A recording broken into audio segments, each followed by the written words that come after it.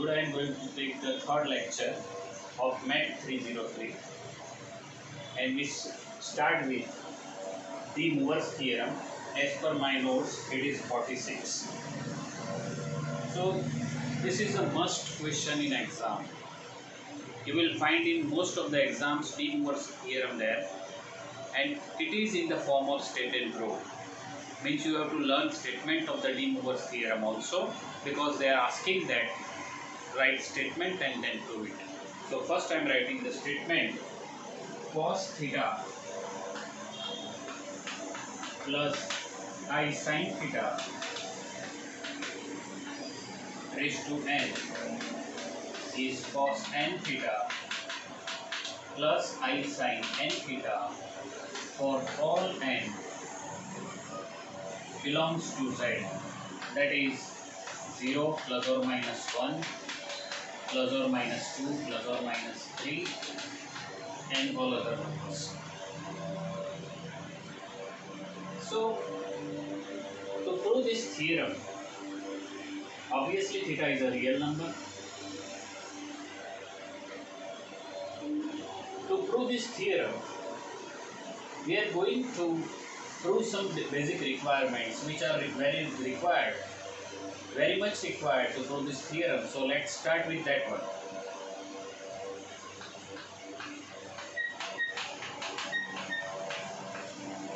Proof. E raised to I theta 1 e raised to I theta 2 is cos theta 1 I sin theta 1 cos theta 2 plus I sin theta 2. That we know by Euler formula. So this is equal to, now if we apply cos theta 1 cos theta 2 plus I cos theta 1 sin theta 2 cos theta 1 cos theta 2 cos theta 1 sin theta 2, but I is there. Then I multiply I sin theta 1 cos theta 2, means I am writing below I sin theta 1 cos theta 2 and I sin theta 1 I sin theta 2, so I am writing here sin theta 1 sin theta 2. You understand that it will become, because there is a I square at there and value of I square is minus 1, so it is sin theta 1 sin theta 2. Now if you combine both these terms and taking I in common, what we will have? This is cos theta 1 plus theta 2 plus I sin theta 1 plus theta 2. This is cos theta 1 plus theta 2, and if we take I in common, this is sin theta 1 plus sin theta 2 plus theta 2. So if you multiply two complex numbers z1 z2, r1 e raised to I theta 1 r2 e raised to I theta 2, this is equal to r1 r2 e raised to I theta 1 plus theta 2. We are going to use this formula at some stage. This is, I say, this is equation number 1.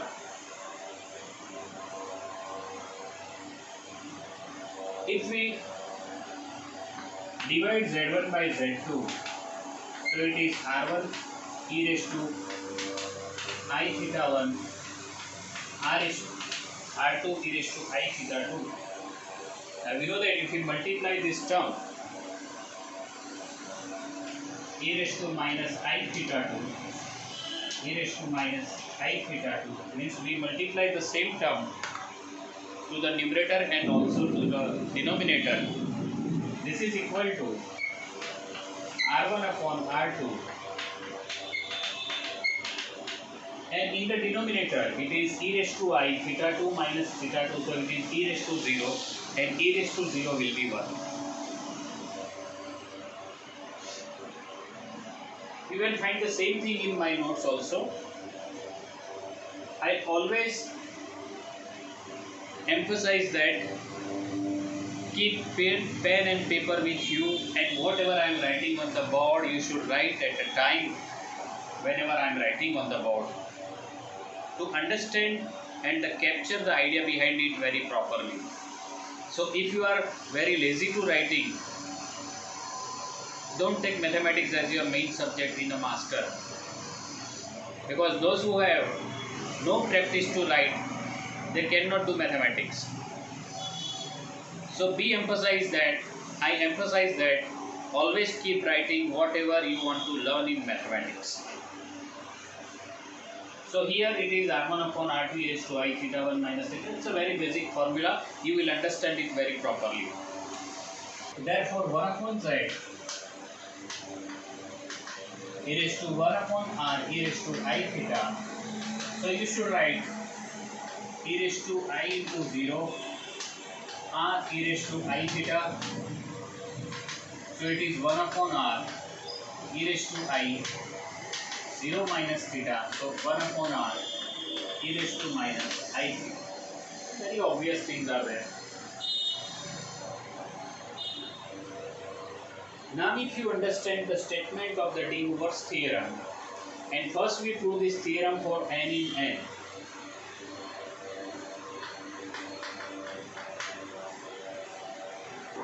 Now actually starting the proof. Z is r e raised to I theta. Now if you consider z raised to 1, this statement is true for n equal to 1. I am going to use induction formula, mathematical induction formula, and you have equation 1 there.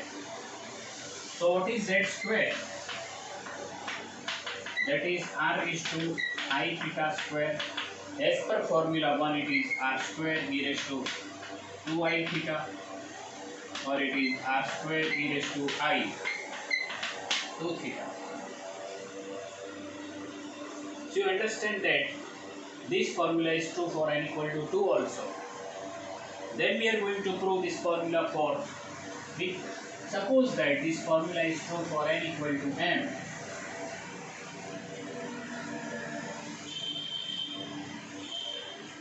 Suppose z raised to m is r raised to m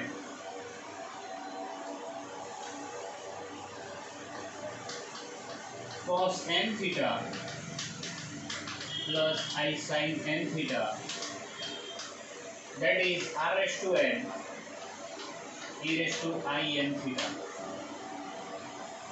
Suppose this is true, means as per induction formula we are taking that this formula is true for n equal to m, and as you know, now we are going to prove this the same formula for n equal to m plus 1.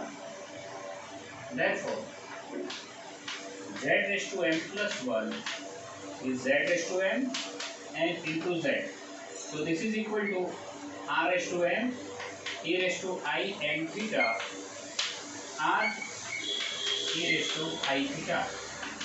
So r raised to m plus 1 e raised to m theta plus I theta.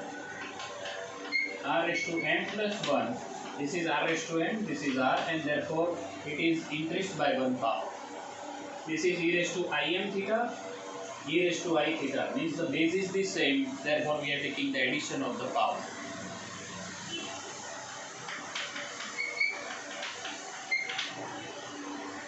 If we take I n theta in common, what we will have, it is m plus 1 there, and therefore you understand that z raised to m plus 1, here it is m plus 1, here it is m plus 1, and therefore this formula is true for n equal to m plus 1, and therefore by induction formula this is true for all n in n.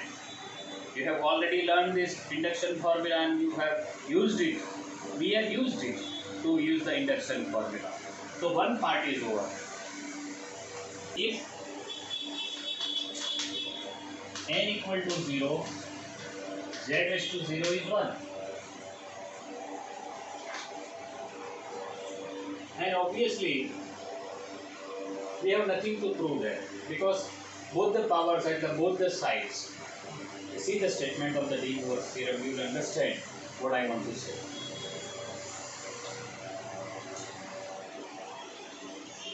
Next, if n belongs to minus n means what? Means it is -1, -2, -3, etc. Means n is a negative number.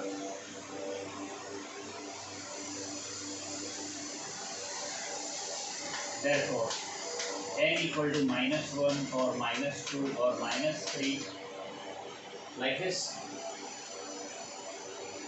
So, z raised to n is z raised to -1 raised to n, where m equal to belongs to n. I think you understand. And value of m is -n, and therefore it is 1, 2, 3. Means we are taking the negative of this number, and therefore obviously it is in n, and therefore it is like this. Clear? All these things are very clear and simple mathematics are there. Therefore, z raised to n is 1 upon z raised to n. Why? Because z raised to n is z raised to -1 raised to n. This one. Why it is? Because n equal to -n, or n equal to -n.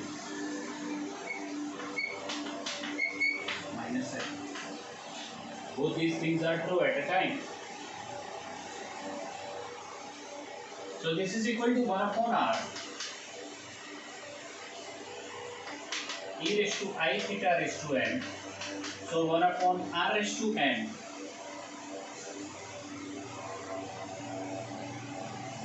e raised to minus I theta raised to n.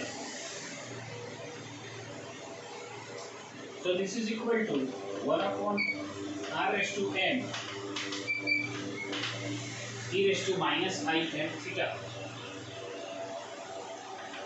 So 1 upon r raised to n, if it write it is in the n form, e raised to minus n, e raised to minus I minus n theta. We replace n by minus n.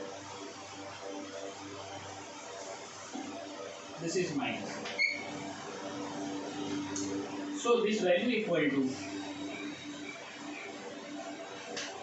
r raised to n e raised to I n theta, and obviously there n is negative number, and therefore this formula is true for all negative numbers. For n equal to 0, it is very obvious, and in the previous part we have proved that it is true for all n in n. So de Moivre's theorem is true for all values in z. Just sit for 5 to 10 minutes, get it, go through each and every step to understand it properly, and if you have any question, you may write in a personally, I will solve it for you.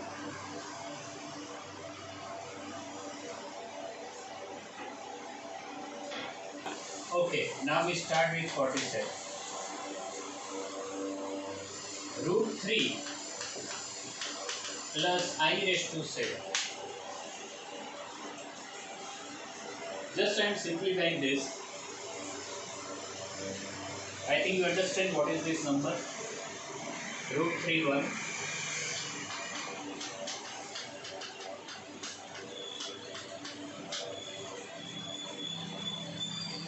What is modulus? This is square root of 3 plus 1, so it is 2. So it is at a distance 2 from the origin, and this is equal to 2.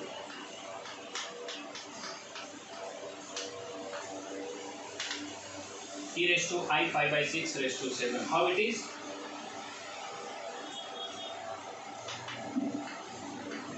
x-axis, y-axis, and this is origin, and this is pi by 6. This distance is 2, and this point is root 3 1, and this is polar formation of the same point. Means it is at a distance 2 from the origin and at the angle pi by 6.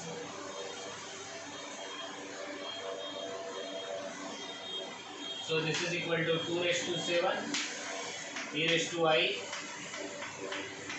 7 pi by 6. I multiply 7 inside.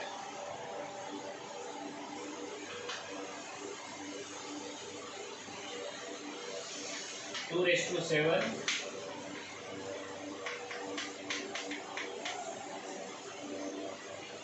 you understand?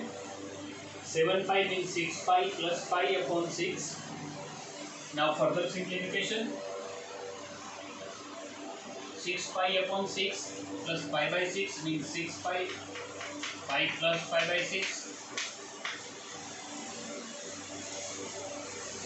So this is equal to 2 raised to 7 e raised to I pi e raised to I pi e raised to I pi by 6. Try to understand this statement.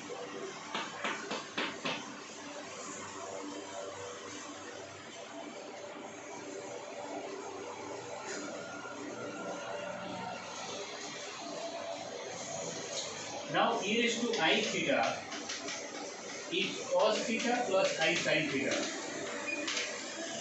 This is Euler formula. Now instead of theta we have pi there. So it is cos pi sin pi. So this is minus 1 plus I into 0. So this value is minus 1.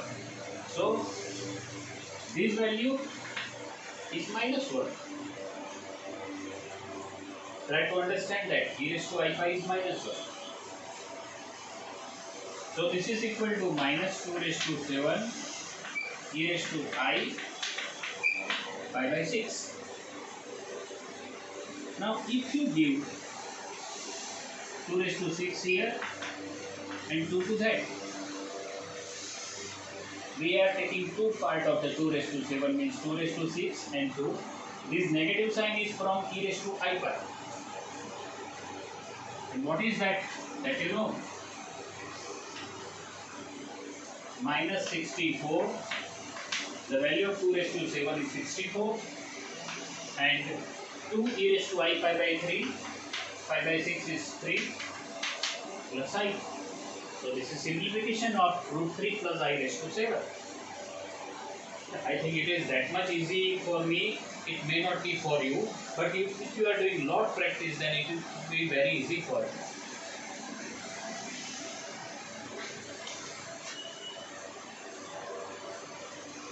Okay, next one. You see that I am skipping some part there. The only cause behind it is very easy and very obvious, and some problems are for your. It is a solved problem, and some are for your homework. Next one is 49.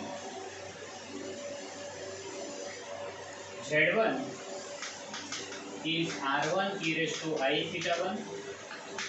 Z2 is R2 e raised to I theta 2. I am taking this example only to emphasize that if two numbers are equal in a polar form, what it means actually, that I want to emphasize and that I want to explain to you.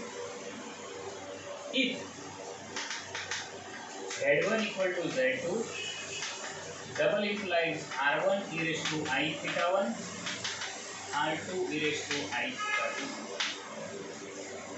2. Obviously, these two numbers R1 and R2 are equal. But what relation between theta 1 and theta 2? Are they equal? Yes, they are equal, but they may differ by 2 and pi.